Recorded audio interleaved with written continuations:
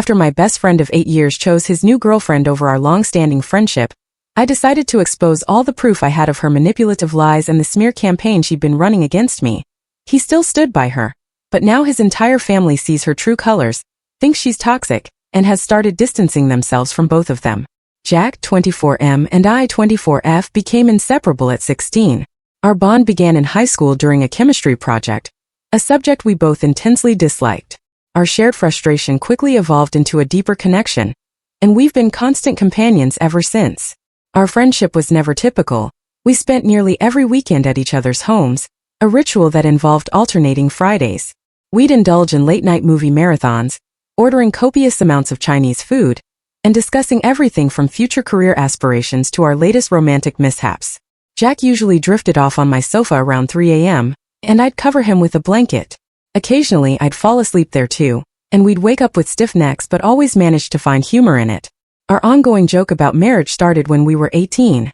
Jack's aunt, observing us debate over a movie choice, commented that we sounded like a married couple and should just make it official. The jest became a running gag. At family gatherings, his parents would inquire about his proposal, and my mother would playfully mention wedding preparations. We'd play along, finding it amusing. Jack would quip about waiting for the perfect ring, and I'd retort that he better act fast before someone else swept me away. This marriage jest became integral to our identity.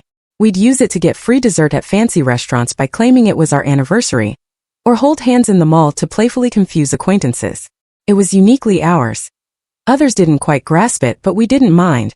We understood it held no romantic significance, which made it even funnier. Our families treated us as if we were already a couple. Jack had his own key to my house. My parents would ask him to run errands. His mother would call me to remind him of doctor appointments. We were deeply integrated into each other's family lives, a connection that seemed unbreakable.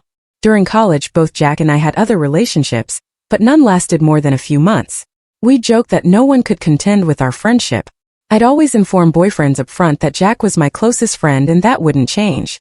Most claimed to understand, but their discomfort with our sleepovers or constant texting would eventually lead to ultimatums. Choose them or Jack. The decision was always straightforward. Last year, Jack started talking about Riley, 23F, a girl from his company's accounting department. He showed me her photo and enthusiastically described her intelligence and wit. I genuinely said she seemed pleasant. She had a kind smile and appeared like someone who might volunteer at an animal shelter. Jack began spending more time with her, which I thought nothing of. He'd had girlfriends before. I assumed this relationship would fade once she grew uncomfortable with our friendship. However, weeks turned into months and she remained a frequent topic. He'd cancel our Friday plans for dates with her. Late-night texts from me would only receive a reply the next morning, stating he'd been busy. My first encounter with Riley was at a group gathering at Dave's bar. An invitation from Jack. I was eager to finally meet the person consuming so much of his time. She was even more attractive in person and seemed genuinely nice. When Jack introduced us, she shook my hand, mentioning she'd heard much about me. We were all seated around a large table, and Jack and Riley were very couple-y, holding hands and him leaning in to whisper things that made her laugh. After observing them for a bit, Jack remarked that he'd never been happier. Riley blushed and squeezed his hand. I decided to inject our usual playful banter. Leaning across the table, I declared, "Hey Jack, you still owe me that proposal. We've been engaged for about 6 years now, and I'm growing impatient." Everyone at the table chuckled except Riley. Her smile vanished and she released Jack's hand, staring at her drink in silence for the rest of the discussion. Jack gave me a strange look and quickly shifted the topic to work. I sensed a shift. Riley barely spoke the rest of the night, avoiding eye contact when she did. As they left, she simply waved to the whole table, not me specifically. I didn't dwell on it then, attributing it to some people not understanding our humor. Jack had dated sensitive girls before who couldn't handle our dynamic. I presumed Riley would either adjust or move on. Instead, things worsened. Jack began declining more of our hangouts, citing tiredness or plans with Riley. Our Friday night sleepovers became bi-weekly, then monthly. When I'd suggest something just for us, he'd invite Riley or propose a group outing. One day Jack texted asking to meet for coffee, just the two of us. I was thrilled. It felt like ages since we'd had alone time. We met at a Starbucks near his apartment. He appeared anxious, fidgeting with his coffee cup and avoiding eye contact. He started by affirming the importance of our friendship, asking me not to misinterpret what he was about to say. Then, he explained Riley's discomfort with certain aspects of our friendship. She felt there were no boundaries between us, and our behavior made her question if we had romantic feelings. I called it ridiculous. We'd been friends for 8 years, and if something was going to happen, it would have by now. He said he'd explained this to Riley, but she still felt disrespected by our dynamic. He referenced the marriage joke at the bar, saying it had genuinely upset her. Then he said something that infuriated me. He claimed to have considered it from her perspective. If she had a male best friend with sleepovers and marriage jokes, he'd be uncomfortable too. He said it would be hypocritical not to acknowledge the issue. I was stunned. This was the same person who'd always defended our friendship to anyone who questioned it, telling previous girlfriends our bond was non-negotiable. Now, he was implying Riley's insecurities were more important than our 8-year connection. He clarified he wasn't asking me to end our friendship, just to tone things down. No more sleepovers, no more marriage jokes, especially around Riley. He wanted us to act like regular friends when she was present. I told him I couldn't believe he was asking me to alter who I was for someone he'd only been dating for a few months. I asserted that Riley was clearly insecure, and instead of addressing her own issues, she was trying to change our friendship. I reminded him I'd been in his life far longer, and would remain when she was gone. Jack grew quiet, then said this wasn't just about Riley. He'd started to realize our dynamic might be inappropriate for someone in a serious relationship. He stated he loved me like a sister but understood how our behavior might appear to outsiders. I countered that that was precisely the problem. We were letting outsiders dictate our friendship. I said if Riley couldn't handle our bond, perhaps she wasn't the right person for him. I reminded him of all the times we'd laughed about his previous jealous girlfriends. He rubbed his forehead, saying this was different. He genuinely cared for Riley and envisioned a future with her. He needed me to respect that and make some adjustments. I refused. I told him I wouldn't pretend to be someone I wasn't just to make his girlfriend comfortable. Our friendship was founded on honesty and authenticity, and asking me to fake it was asking me to dismantle what made our bond special. The conversation ended with both of us upset. Jack said he needed time to think, and I agreed. I left the coffee shop convinced he'd come to his senses once he realized what he was sacrificing. But days passed and he didn't call. When I texted, his replies were brief and formal. He stopped liking my social media posts. Our friend group started making plans without me, and when I inquired why, they said Jack needed space. I decided to post online, seeking to know if I was being unreasonable. Was I expected to change my entire identity for someone who'd been in his life for a mere moment? Should 8 years of friendship mean less than a few months of dating someone unable to cope with our dynamic? Update 1. A few weeks ago, I shared my situation with Jack and his girlfriend Riley. The responses were overwhelming, and not in the way I anticipated. Most people indicated I was in the wrong, which I honestly hadn't expected. Many comments suggested I was acting inappropriately and disrespectfully toward his relationship. I spent considerable time reviewing the feedback, attempting to grasp everyone's perspective. Some responses were harsh, but a few individuals explained things in a way that began to resonate. One person remarked that I was treating Jack's girlfriend like a rival, instead of accepting her importance in his life. After about a week of reflection, I decided to call Jack. I wanted to apologize and express my willingness to make changes. I rehearsed my words and called him on a Tuesday evening. He answered on the 4th ring, his voice sounding weary. I launched into my apology, telling him I'd considered our conversation and understood his viewpoint. I expressed regret for being stubborn and assured him I wanted to respect his relationship with Riley. There was a long silence. Then Jack said something that completely stunned me. He appreciated the apology but stated it was too late. He and Riley had been discussing our friendship for weeks, and they'd both decided it was better if we distanced ourselves. I asked what that meant, and he said he didn't think we could return to being close friends. Too much had happened, and he didn't trust that I'd truly changed my mind. He believed that even if I tried to act differently around Riley, he'd always wonder if I was just pretending. I started crying on the phone, feeling embarrassed. I told him I was serious about changing and would do anything to fix things. He explained that the issue wasn't just my behavior at the bar, or my refusal to set boundaries. He'd been reflecting on our entire friendship and realized it was likely unhealthy. He'd started to see how our dynamic might have unconsciously sabotaged his previous relationships. He admitted he'd always prioritized our friendship over his girlfriends, which wasn't fair to anyone he dated. He needed to learn how to be in a relationship without another woman being his primary emotional support. This revelation hit me hard. I'd never viewed our friendship that way. In my mind, we were simply very close friends of different genders. But Jack was suggesting our bond had hindered him from forming deeper connections with others. He mentioned discussing the situation with his parents, who supported his decision to create distance between us. This was shocking, as his parents had always treated me like family. His mom often joked I was the daughter she never had. However, Jack said they'd realized our relationship had been confusing for everyone, including his family. He'd also spoken to some of our mutual friends, most of whom had confessed they always found our friendship a bit odd.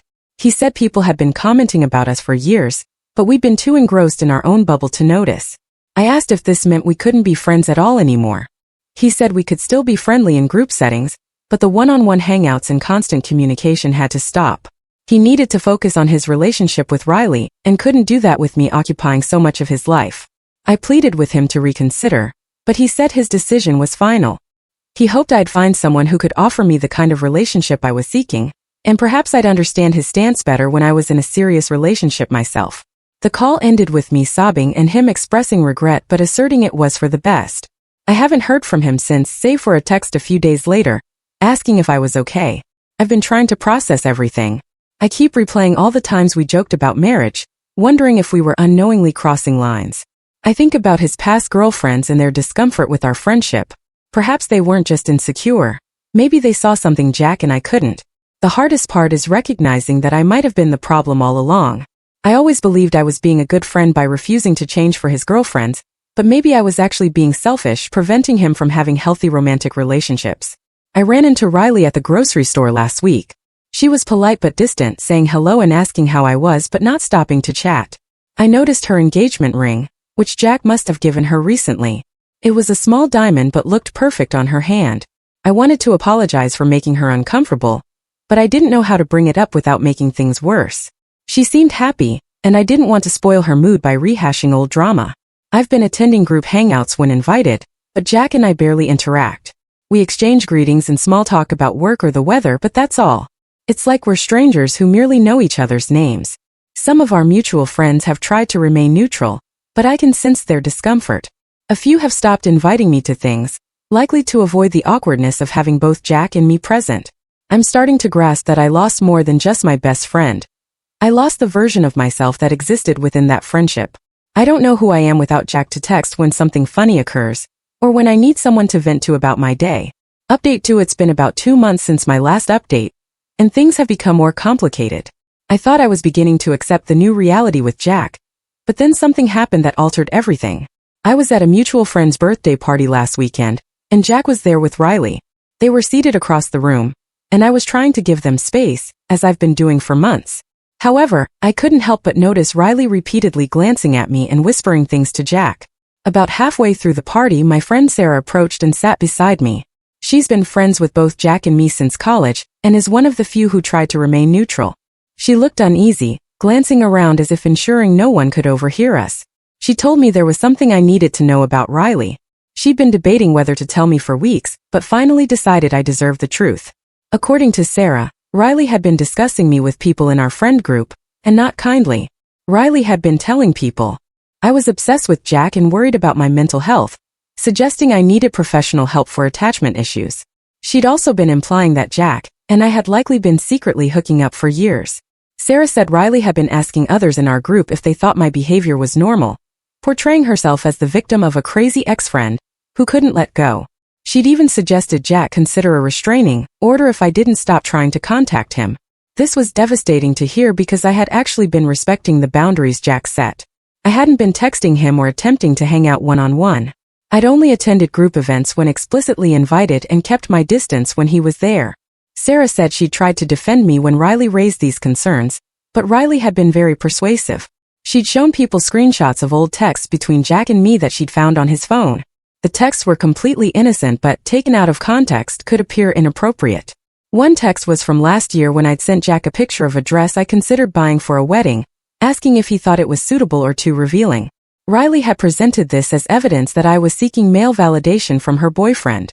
Another text from a few months ago, where I told Jack I missed him after a week without talking, Riley had presented as proof I was desperately in love with him and couldn't bear to be apart. Sarah said Riley had been very strategic with this campaign. She only spoke to people when Jack wasn't around and made everyone promise not to tell him what she was saying. She framed it as concern for my well-being rather than gossip. The worst part was that some in our friend group had begun to believe Riley's version of events. They'd started to view my friendship with Jack as unhealthy and codependent. A few people had even remarked that they thought it was good that Jack had finally established boundaries with me. Sarah finally decided to tell me because Riley had approached her last week, asking if she thought I might try to sabotage the engagement. Riley expressed concern I might appear at the wedding and cause a scene or try to convince Jack to abandon her at the altar.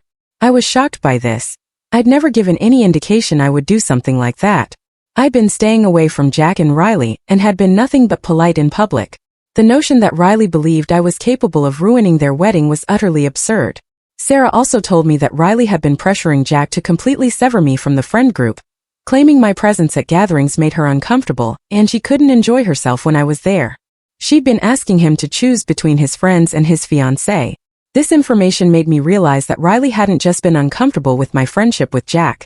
She'd been actively working to destroy my reputation and isolate me from our entire social circle. She'd been playing the victim while systematically turning people against me. I decided I needed to speak to Jack about what Riley had been doing. I knew he'd wanted space, but I felt he deserved to know his fiancé had been spreading lies about me behind his back. I texted him, asking if we could meet for coffee, and surprisingly he agreed. We met at a different Starbucks than our last significant conversation. He looked uncomfortable when he saw me and kept checking his phone, as if hoping for an excuse to leave. I recounted what Sarah had told me about Riley's campaign against me. I explained I'd been respecting the boundaries he set and hadn't tried to interfere in his relationship.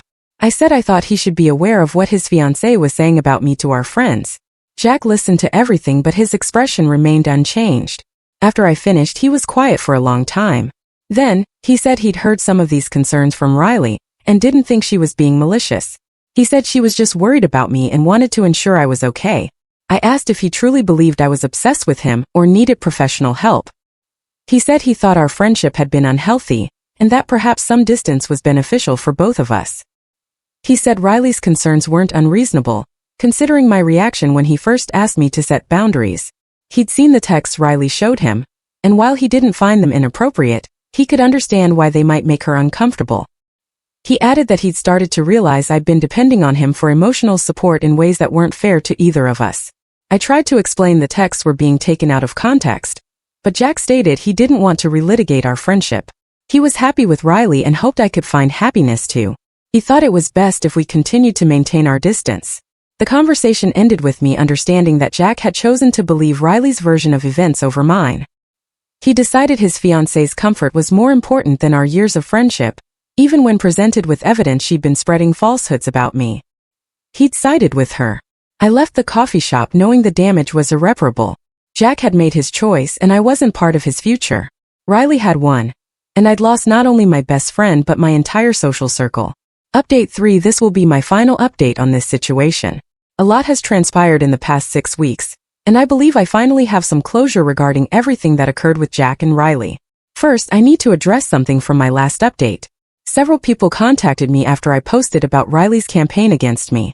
Some said they'd also noticed her behavior and were uncomfortable with how she'd been speaking about me. A few mentioned they'd begun to question her motives when she continually brought up my name in conversations. One person told me Riley had approached them at a party and spent 20 minutes talking about her concern for my mental state, saying it seemed Riley was more intent on making me look bad than actually helping me.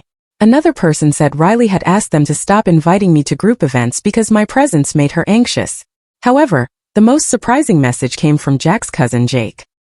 He'd been present at family gatherings where Riley had voiced concerns about me.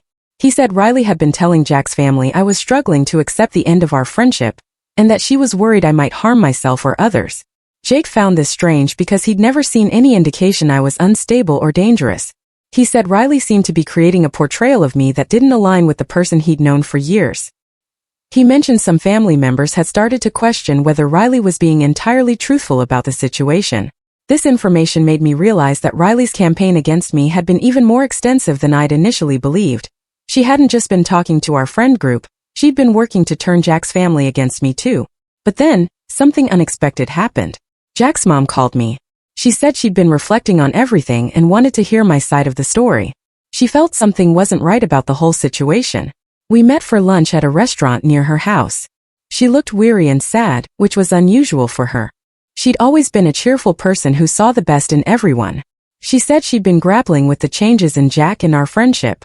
She informed me that Riley had been sharing concerns about me with the family for months, claiming I was having trouble letting go of Jack, and that my behavior was becoming increasingly erratic.